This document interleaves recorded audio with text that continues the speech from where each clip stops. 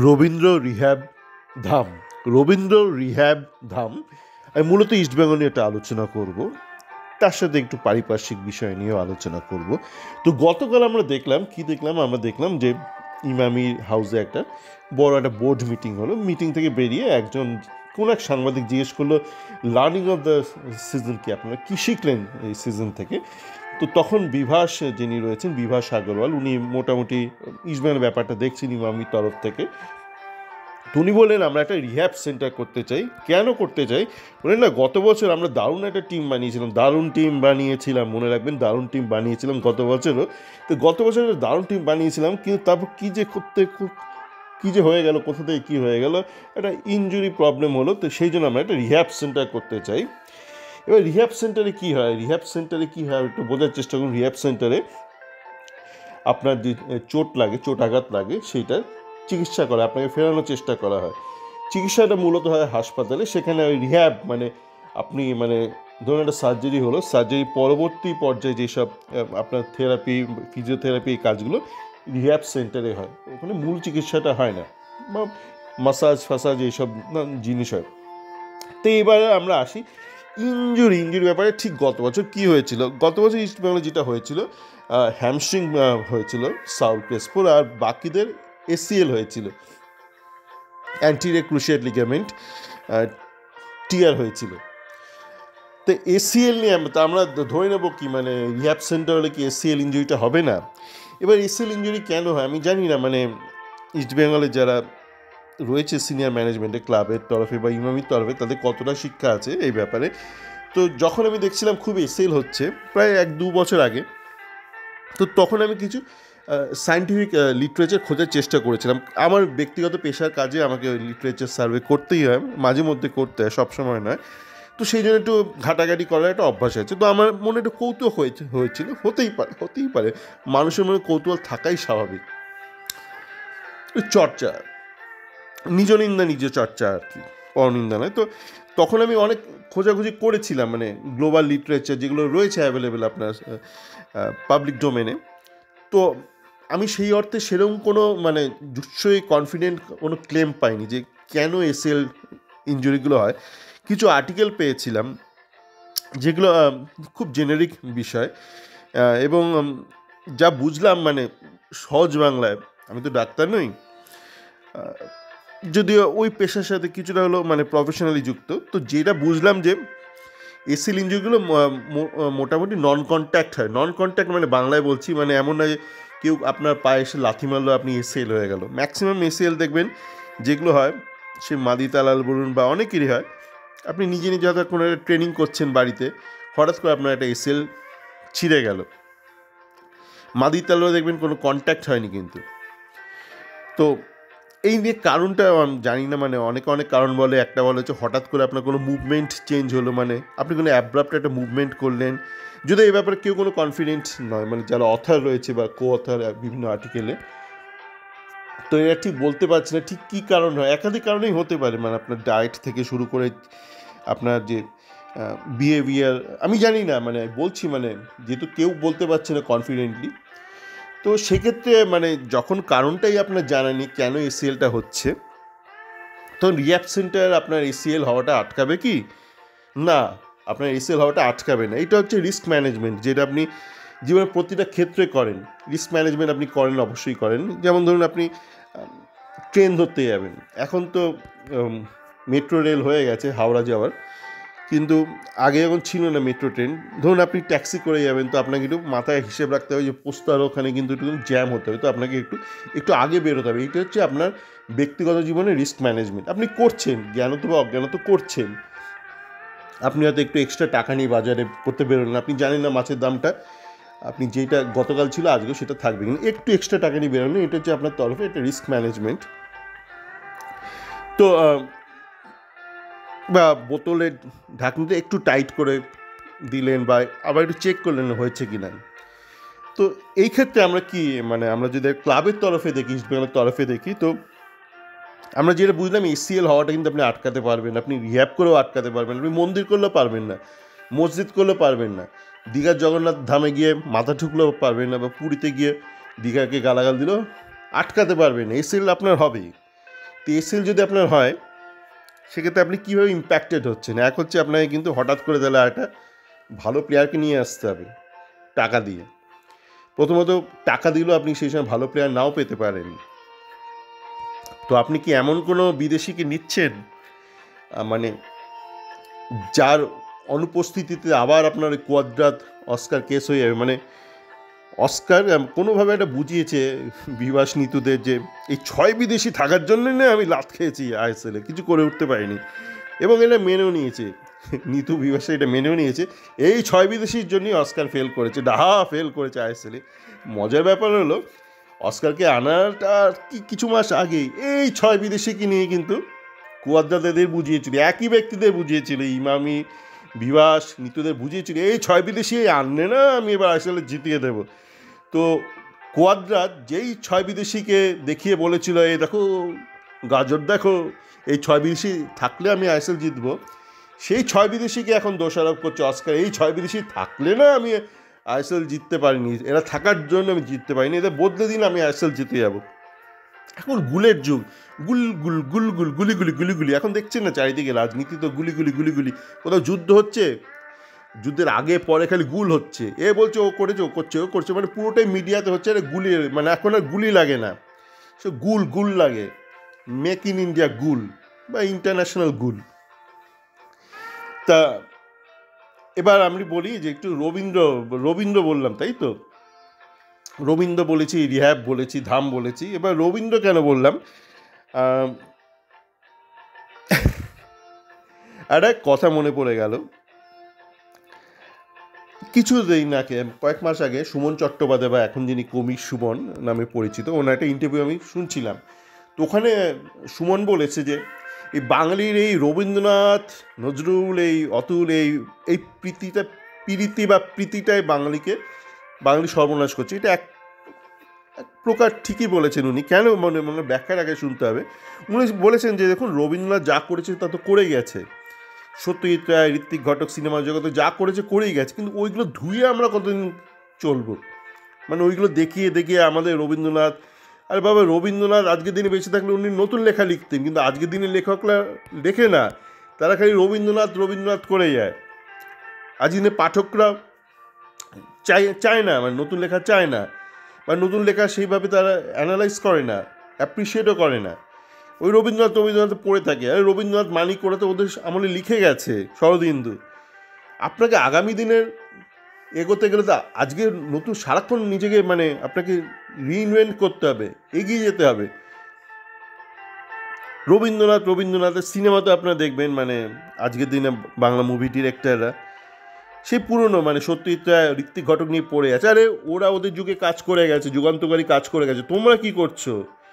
তোমরা আজকের দিনে দাঁড়িয়ে 2025-এ দাঁড়িয়ে কি করছো যেটা 2026-এ লোকে দেখতে চাইবে, 2027-এ দেখতে যাবে, 2027-এ লোকে রবীন্দ্রনাথ নিয়ে পড়ে থাকবে, সত্যজিৎ নিয়ে পড়ে থাকবে, তোমাদের কথা কেউ মাথায় রাখবে না। একটা গানের ব্যাপারেও দেখুন না, ইস্ট বেঙ্গলের গান বলুন বা কিছু কিছু রাজনৈতিক দলের আমি গান দেখি বেশ জনপ্রিয় হয়, কিন্তু বাংলা সিনেমার গান দেখুন গত 10 বছরে একটাও জনপ্রিয় হয়নি। সেই কবে খোকাবাবু যায় বা ওই দুর্গা মানে ওই দুর্গা নিয়ে যে ভাসানের গানটা দেবের, তারপর জনপ্রিয় হয়নি বাংলা গান, হচ্ছে না কিছু। আমরা সে পড়ে আছি, রবীন্দ্র নিয়ে পড়ে আছি। কালকে দেখলাম নিতুকে বলছে যে ঝুলন গোস্বামী কেন, ওই ঝুলন মাটির কাছাকাছি তো, মাটি থেকে উঠে, মানে এখানেও নিতু টুকে দিয়েছে, ওই রবীন্দ্রনাথ টোকার মতন টুকে দিয়েছে, কোত্তেই টুকেছে। আপনারা দেখবেন অরুণাভ ঘোষ যে আইনজীবী আছে, যে একসময় কংগ্রেসের সাথে যুক্ত ছিল সরাসরিভাবে রাজনীতিতে, প্রত্যক্ষভাবে রাজনীতিতে, ওনাকে মাঝে মধ্যে ইন্টারভিউতে অনেকে জিজ্ঞেস করে যে মমতা বন্দ্যোপাধ্যায়ের সাথে কেন বিজেপিটাকে টিকে উঠতে পারছে, মানে পাল্লা দিয়ে উঠতে পারছে না কেন, বারংবার পরাজয় হচ্ছে বিজেপির বা তার আগে সিপিএমের। তো দেখবেন অরুণাভ ঘোষ একটা কথা বারবার বলে যে মমতা খুব মাটির গন্ধ শুকতে পায়, মানে মাটির থেকে উঠে এসছে, মানে পুরো গ্রাউন্ড লেভেল থেকে উঠে এসছে। ঘটনা রাজনীতির ক্ষেত্রে যেটা ঘটনায় সে আপনার সেটা অস্বীকার করার কোনো কারণ নেই। তো নিত্য ওখান থেকে টুকে দিল যে ঝুলন মাটি থেকে উঠে এসছে। এবার মাটি থেকে উঠে এসে তো ক্রিকেটার, এবং ক্রিকেটার অনেকটা ইন্ডিভিজুয়ালিস্টিক স্পোর্ট, মানে একজন ব্যাটসম্যানকে আপনি নিয়ে নিলেন, আপনার টিমের একজন ব্যাটসম্যানের প্রবলেম সলভ হয়ে গেল, কিন্তু আপনি একটা স্ট্রাইকারকে ফুটবলে নিয়ে নিলেন, আপনি সিস্টেমটাকে নিলেন না, স্ট্রাইকারকে যে বল সাপ্লাই করতো তাকে নিলেন না, বা সেই জিনিসটা আপনি রেপ্লিকেট করলেন না, তো সেই স্ট্রাইকার ফেল করবে। তাকে তো বল সাপ্লাই করতে হবে। আপনি একজন ব্যাটসম্যানকে নিলেন, ধরুন বিরাট কোহলিকে নিলেন, এখন রিটায়ার করলো যদিও, বিরাট কোহলিকে নিলেন, আপনার টিমে নিলেন, রয়্যাল চ্যালেঞ্জার্স থেকে ধরুন নাইট রাইডার্সে নিলেন, কলকাতা নাইট রাইডার্সে।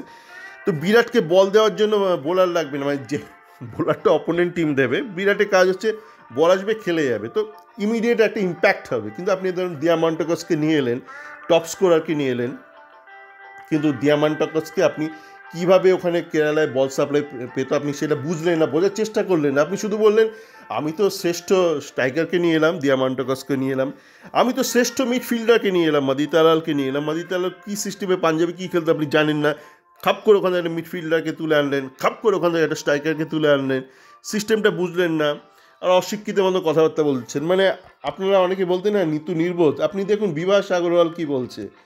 বিভাসের সাথে আপনি নিতুর কী ফারাক পাচ্ছেন? নিতু মাটির গন্ধ পাচ্ছে, আর বিভাস ওখানে ওরকম বলছে যে আমরা না এখন অন্ধ ধৃতরাষ্ট্র, আমরা বোর্ড নয়, আমরা অন্ধ ধৃতরাষ্ট্র, ধৃতরাষ্ট্র, আমাদের রাষ্ট্রটা ধৃতরাষ্ট্র হয়ে গেছে, আমরা অন্ধ, আর যা সিদ্ধান্ত নেওয়া সে অস্কার আর সিংটো নেবে, আমরা শুধু চোখ বুজে সই করে দেবো। এটা কোনো কথা হলো? এটা কোনো কথা হলো? রাষ্ট্রপ্রধান বলছে, একটা মানে ক্লাবের হেড বলছে আমরা অন্ধের মতন সই করে দেবো, এরা সে যাচাইবেন না। তারপর কী মানে অস্কার আবার ট্যাঙ্কি খাবে, মুখ থুবড়ে পড়বে, তখন আপনি অস্কারকে দোষ দেবেন, সিংটোকে দোষ দেবেন। আমরা তো কিছু জানি না, পুরো দায়িত্ব দিয়ে দিয়েছেন। তোমরা আছো কী করতে ভাই?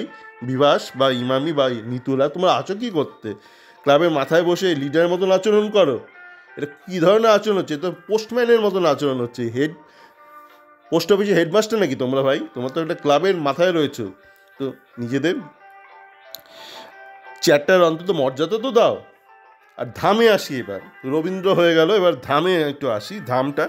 ধামটা আপনারা দেখছেন, মানে শুরুর দিকে আমরা দেখছিলাম মানে উৎকল প্রদেশের লোকরা খুব গালমন্দ করছিল দীঘার জগন্নাথ ধামকে, এটা সেটা কারণ দেখিয়ে। আর দেখুন সেখানকার দ্বৈতপতিকে আবার সাসপেন্ড করেছেন, যিনি এসে মানে শুরুতে সাপোর্ট করেছিল দীঘার মন্দিরটাকে।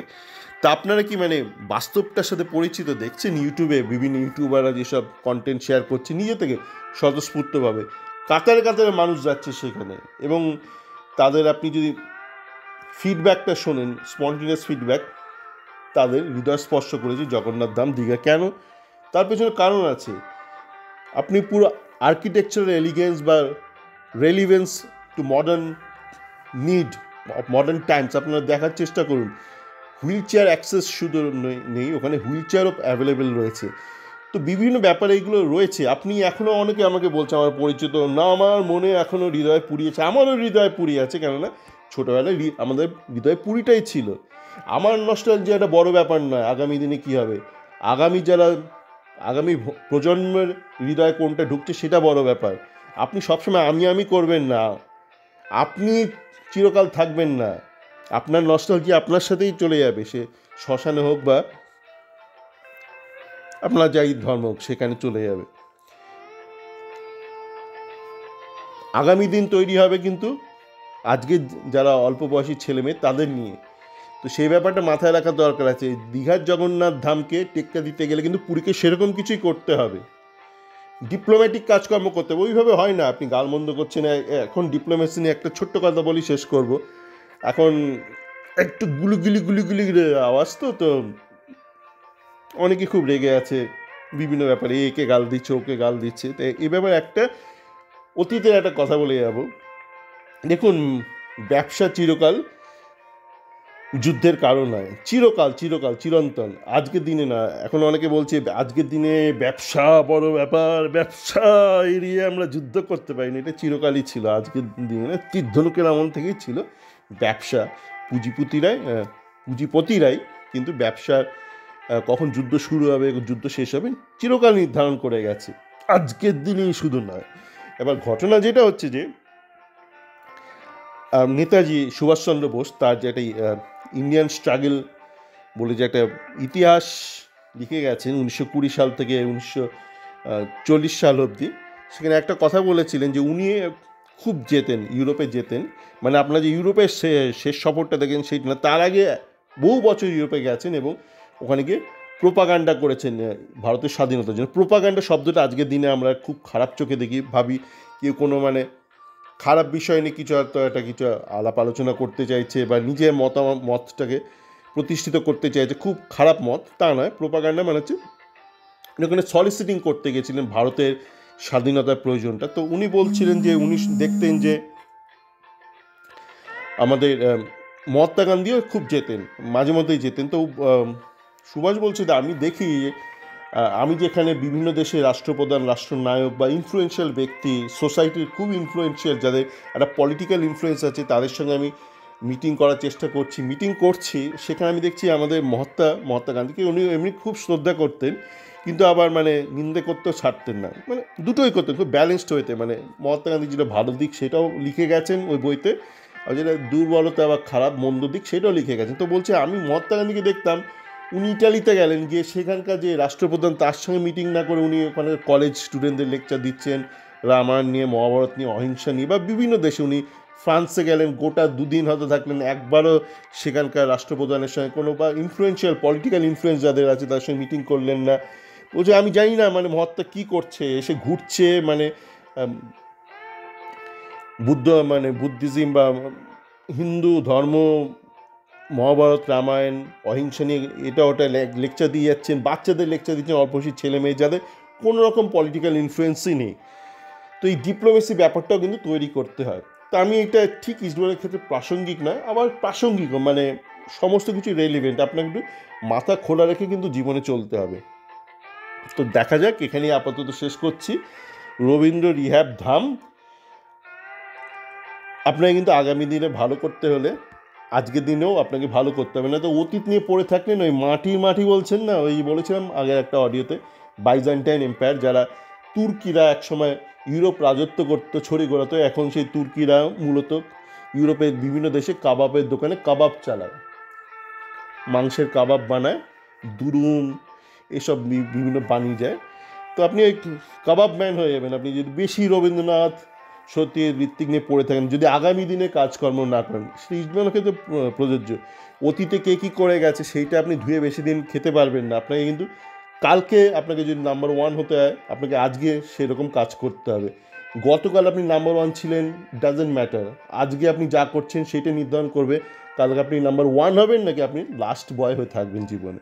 ভালো থাকবেন।